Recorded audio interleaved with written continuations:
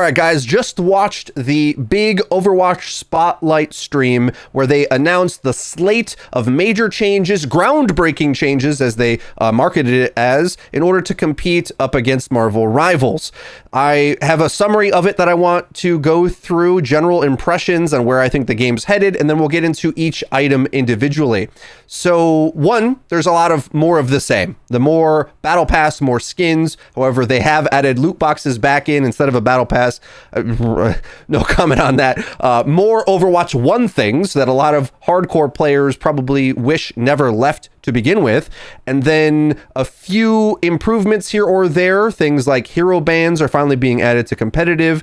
There is a perk system, which they're calling groundbreaking, but kind of just comes from Call of Duty. Did we forget that game exists? As well as MOBA games and all these other things. None of this was groundbreaking, in my opinion. It's all taken from other games. That doesn't mean Overwatch won't do it well, but really misleading to call any of this groundbreaking. And to me, the thing I'm most excited about is the MOBA Stadium mode, which has a upgrade system. It's in third person, looks to be more chaotic, just more going on, a lot more complexity.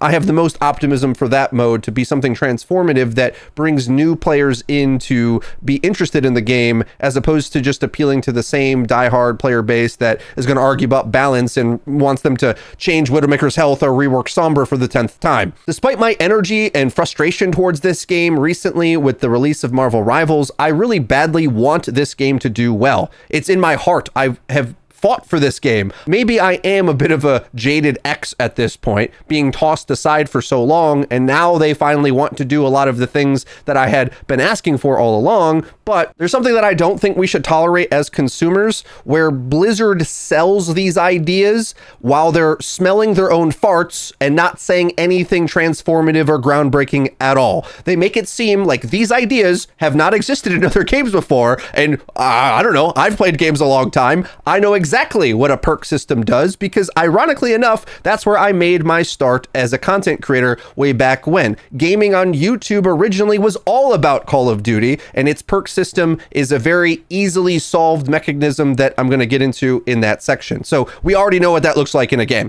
We already know what skill trees look like in MOBA games or Heroes of the Storm. They know that. So I'll say in some ways they're channeling into the right energy of the expressiveness that people want, but overall, I'm a little bit afraid that it's just too little, too late, especially when they start to use terms like, well, the minor perk system is more balanced. And well, is that fun is the point. Like, I need you to make the game fun, Blizzard. And I think the Stadium mode has the biggest opportunity to do that. All right, first, let's take a look at the perk system that they are suggesting. Pharah gets Concussive Vacuum, which essentially turns Conch Blast into a mini grav that she sets up for her own play.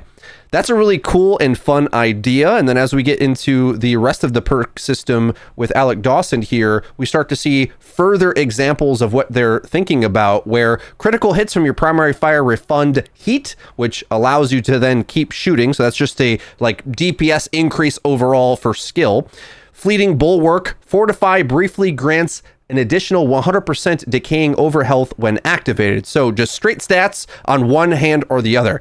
This is kind of the problem with a perk system. It's looks like complexity, but it's more power that they could have just put into the character, split off into different options. The way that they've explained it thus far is that you're going to be getting a minor perk first, which generally is like a stat upgrade like this, and then a major perk, which is the actual transformative change to your character and your playstyle. From a casual point of view, these options are like objectively good always, because it just gives you more things to tinker with. The problem is, other games exist. Other games are out there and have either shops or perks or much more complex hero kits in the case of Marvel Rivals, or directly as Marvel Rivals has, team-ups. Perks is basically the answer to Marvel Rivals team-ups. Here's a couple more we got. Protective Barrier. The Javelin Spin is now replaced by a barrier. Great!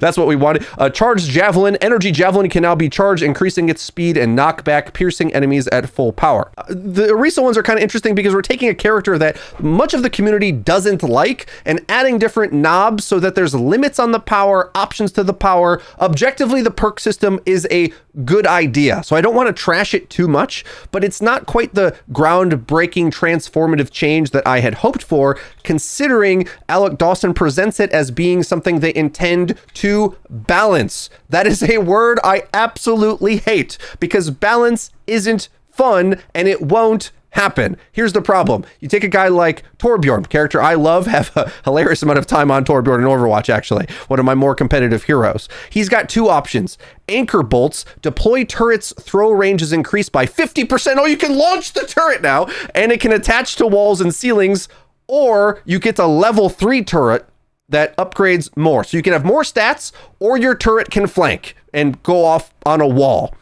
That has limited applicability, and yes, you can throw it farther and maybe get into the back line, and there's cheeky things, but in general, you got to think there's like very small reasons why positioning the turret is going to be much bigger than overall raw stats on the turret when you want, because time to kill matters, breakpoints matter, positioning matters a little bit, but it matters more on other characters and other things. Like, what I mean by this is, think of a character in Marvel Rivals like Loki, who can teleport himself to his clones, right?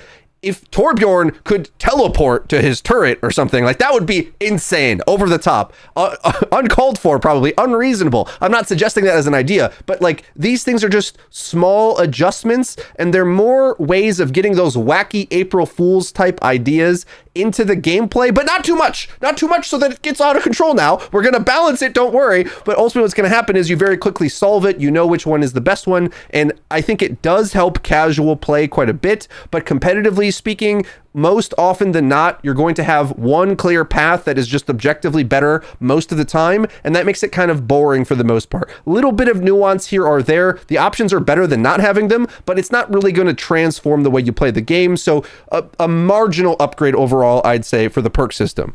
Another example worth breaking down, Ana can either headshot with her rifle or nano herself. Now, I think almost always having more durability on yourself in the ult fight is going to be more important to you than transforming into a DPS. But for fun factor and maybe immersion and hero fantasy, all very good ideas. The problem is how quickly this gets nerded out to what is clearly the best option, right? Like, being more durable and having two characters that have nano now instead of one, that's a much bigger upgrade than headshots, which a lot of players won't hit anyway. Like, what's the point of me getting a headshot multiplier when I can't hit them? Like, so the obvious choice for most players, I think, at all tiers is just going to be the nano boost upgrade. Now, to keep track of the general score of the spotlight, I want to grade each section. So for perks, I'm going to call this a 7 out of 10, like a C, just totally fine. Good. A good idea that they should try, but not groundbreaking or revolutionary, not going to save the game. So next section. Okay, next section is presented by Gavin, and he talks about a bunch of cosmetic things that I'm just going to ignore, basically. These are all good things. Hero rank icons, better skins, always nice. Competitive rewards is good. We are soon, not immediately, getting hero bans and map voting into competitive play, which, especially with how many game modes and stuff, makes sense. Loot boxes being added, another non-entity to me. It's just a revert on a system. Like, maybe the fans like it better, but does this revolutionize anything for anybody? I don't know. Doesn't change anything to me personally.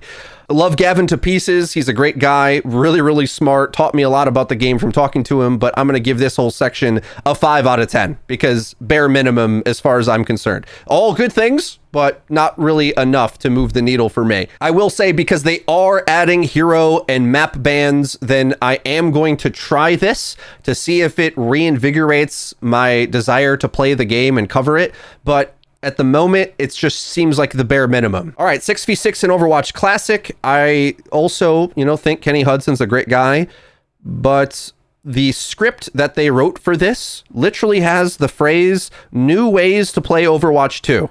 And I know why they think they're allowed to say that sentence, because it is a new way to play Overwatch 2.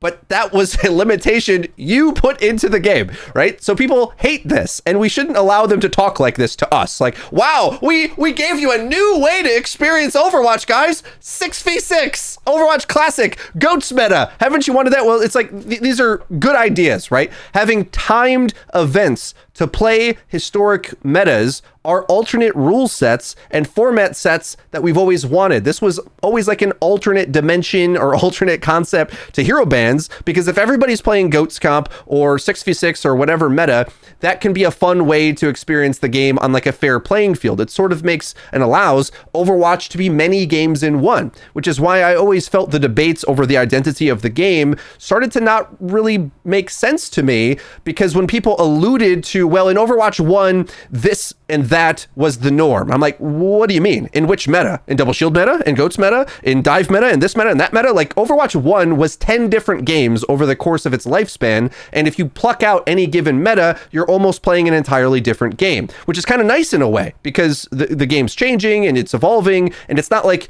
the base standard Team Fortress 2 style gameplay or the base standard Call of Duty gameplay. Each and every time it transforms. Now, of course, the thing that I wanted was that to be transformative lobby to lobby, with the format helping you do that. We all know. Okay. But short of that, they should have been doing this the whole time. So this is good changes. Moth meta, GOATS meta, relive these classic patches. I actually adored playing Overwatch 1.0. I thought it was really, really fun because it was super slow. It was hilarious, the lack of power you had. And, you know, Junkrat only having one mine, and then all of the movement scaled back, the power scaled back. There wasn't a lot of tanking. There was hardly any healing. It was crazy to play the game that way. I liked it a lot. So these timed competitive rule sets, I think, like he said, there's going to be a 6v6 ranked mode. This is reasons to come back and play the game, and I think a smart way for Blizzard to compete in the modern age, because they're in a live service industry now where these games are constantly changing, and there needs to be little avenues for players to come back and revisit it. You're not going to have a stranglehold on the entire player base forever anymore. That should not be their expectation if they want to win at this. They need to be able to pull players back for marquee moments and just keep them returning on those moments. It's going to be super hard for them to retain that long-term player investment if they don't continue to do things like this. So I think, again, a really solid way to add variety, but I also think it sort of splits the direction of the game. Like, do they want it to be 5v5? Do they want it to be 6v6? Everybody wants their own little things. I kind of wish that they had a bigger, more unified macro strategy where, like Marvel Rivals has, it's very clearly chaotic, over the top, 6v6.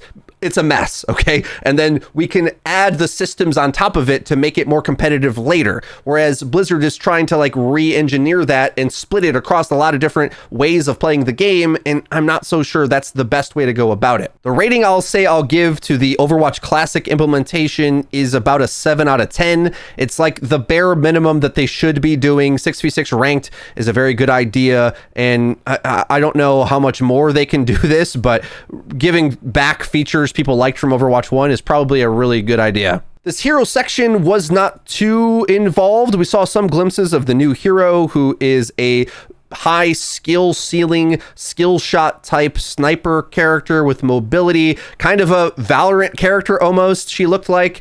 Not going to get too much into this because ultimately the characters that Overwatch adds are less important now, despite like Hazard being, in my opinion, the best hero they've ever added in terms of just fun factor, right? Destroys the meta and overpowered and all that. But like it didn't really make a drop in the bucket in comparison to the grander problems that are in play right now. So I'm not going to go too far in depth about the new hero, perhaps in future content. In my review for the hero section, I'm unfortunately going to say this gets a NA, like not applicable.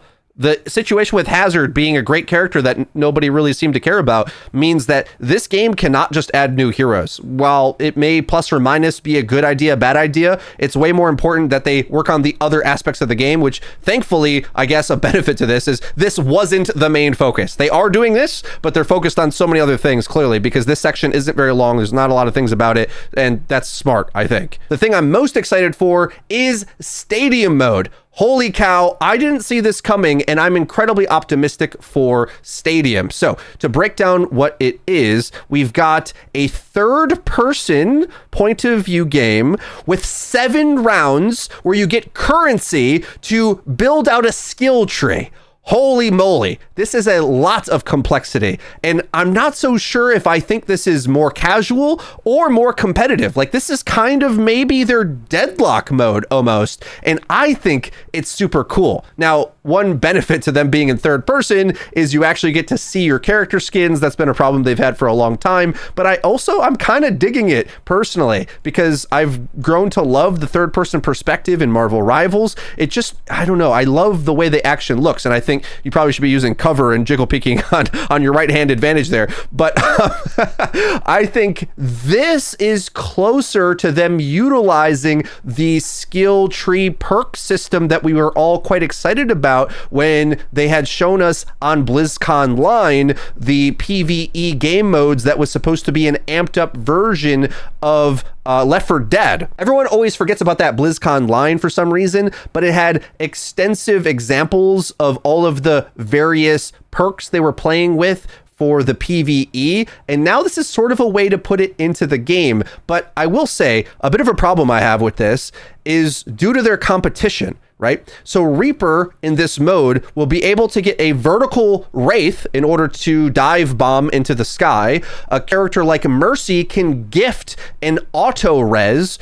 Hilariously, these are mechanics in Marvel Rivals. Scarlet Witch can do the vertical fade, and Star-Lord and Mantis can get self-resed with Adam Warlock as well. So it's kind of funny where it's like, you know, the one game copying the other game, copying the other game, which is totally fine, by the way. I don't mind it at all. The problem is, as we're competing into this landscape, we can't just do the same things. We've got to do something better and more unique. And perhaps the angle that Overwatch can go with this is being more polished than those other games, because of course the engine runs a bit better, the graphics are perhaps a bit better. There's a lot of advantages that Blizzard can play into, but uniqueness perhaps is not going to be their strong suit necessarily. Let's just take a look at some of the skill tree options here for Kiriko. After reloading, first 3 kunai explode on contact, dealing 30 knockback damage in an area. Secondary fire now shoots 2 extra kunai projectiles with 50% reduced damage. So that's triple kunai. Here's a few more. Nimble Strike. Kunai critical hit decreases abilities active cooldowns by 15% and refunds, I think it's a typo, it says refound, 3 kunai. In the top right, Cleansed. Cleansing negative effects from self or ally grants 10% ultimate charge per each. Bottom left, Get Clever. Swift Step can now be used directionally without target. Cooldown decreased by 20%. So you get to use it more often. I wonder if that's a typo, if it's supposed to be increased, because it's way stronger if you get to swift step anywhere. Like, these are really nuts transformative abilities, guys. So this is kind of what I wanted to see. Here's one for Reinhardt. You can see them repurpose some of those very fun April Fool's patches that they put through, where he gets amplification barrier, where teammates' projectiles that pass through it will get 20% extra damage. That's pretty nuts. Bottom right, we've got Bloodlust. Dealing damage with your hammer increases move speed by 5% and weapon lifesteal by 4% for 3 seconds with a max up to 5 stacks. The cool things about this, these are just fun plays for you to decide if you want to make. Who knows what's balanced in this mode or not, but cool things to try for sure. That's all good. Overall review for the Stadium mode. I think this looks like a 10 out of 10 announcement. Exactly what they need to be doing. It's harnessing the wackiness that gets the community the most excited for the game. It actually amps up the fun factor while also having some balanced mechanisms within it. Previously, what they tried to do is rework a character 10 times in order to try to find, well, what's not too imbalanced and what can we actually do that feels fun. And now this is a system that sort of breaks apart all of those concepts and allows them to put them into a tree, and we can can pluck out any given one and say it's overpowered, and maybe they can change it or shelf it or patch it or whatever without needing to change the entire character. Oddly enough, in some ways, I think they might be finding this mode to just be an alternate way to get people to like Overwatch. I think this mode, Stadium, has a chance to be the battlegrounds for Overwatch. If you don't know, Hearthstone is a game that's been around for a long, long time, and it's kind of past its prime by this point. It's hanging on, doing okay, kind of similar to Overwatch, but it came out with a battlegrounds mode, which essentially is the card game version of an auto battler with some battle royale elements mixed in as well, and it's super pick up and play. It's a mode that I play a lot. I love battlegrounds, have no interest whatsoever in the main Hearthstone grind, whereas the battlegrounds mode does retain a lot of players. A similar thing happens with Magic the Gathering with its alternate mode. I'm trying to remember what it's called. Commander is the same exact thing. Basically, the more casual mode is the one that you can jump in and actually have a good time playing it without needing to be a diehard competitive player. This is a way that players can return to the game and not only care about the high-end esport. It's genius. It's exactly what the game needs. It's much more transformative to that core gameplay principles that we want from the game than simply reverting to 6v6, okay? This is the added layers of complexity that allows them to make the game fun again. I also think in some ways it's a bit of an apology for removing all of the things they announced with the PvE. Those are clearly going back into this mode, and they're trying to develop this game in the spirit of the things that they had announced so many years ago. So, love all of this. Stadium, 10 out of 10. Makes me feel like there's a reason to play and cover this game again, because honestly, hero bans was like the bare minimum. That was barely getting me out of bed, okay? Like, I kind of feel like that Shaq meme where I'm like, I'm sleeping if it's just hero bans, but this is the real shit to me. This is pretty fun, and it might be competitive with the fun factor of Marvel Rivals. We'll have to see. I, of course, wasn't invited, so I'm not playing it. I don't know. I'm just giving an impression. Okay, last couple sections of the presentation was skins. I'm going to say the Juno skin looked absolutely fire, but I don't really care to comment about it because, well, the game isn't about the cosmetics. You need to have fun gameplay. Luckily, now you'll be in third person, so you can see your overpriced cosmetic more often. Great. La Seraphim comes in to phone in a performance of trying to pretend like they care about this game. Thanks, girls. Well done. Shake a leg out there. I wish you guys the best. Girls, the best. Small section at the end where they talk about Overwatch Esports. Finally adding hero bans, as a lot of the tournaments already have anyway. Great. They've worked great. They've made the esport play a lot better, just in time for everyone to be watching other things. So that's how I feel about that. All right, last two sections kind of not applicable as well. Overall, now at the end here, let's give a general review of the Overwatch Spotlight. Is the game saved? Maybe. I'm going to give the whole thing a 7.5 out of 10. A C+ with a asterisk of a heavy upside. That could upgrade to an 8.5 out of 10, but I think it's definitely determined on the fun factor of the new mode Stadium. A lot of this was either things they should have been doing already from the consumer's point of view, or putting things back into the game that they intentionally took out for the sequel. And unfortunately for me, a big percentage of the big changes that they're trying are things we already know from other games, but yet they sold it to us in this video as if they just invented it for the first time. Kind of just forgetting how Call of Duty introduced RPG systems into shooter games to begin with. In some ways, they laid the groundwork foundation for the casual shooter with RPG elements. Having followed that game for many years and covered its evolution into an attempt at an esport as well, I can tell you right now, the clear and obvious best perks are going to be way over the top, easy to spot in the vast majority of cases.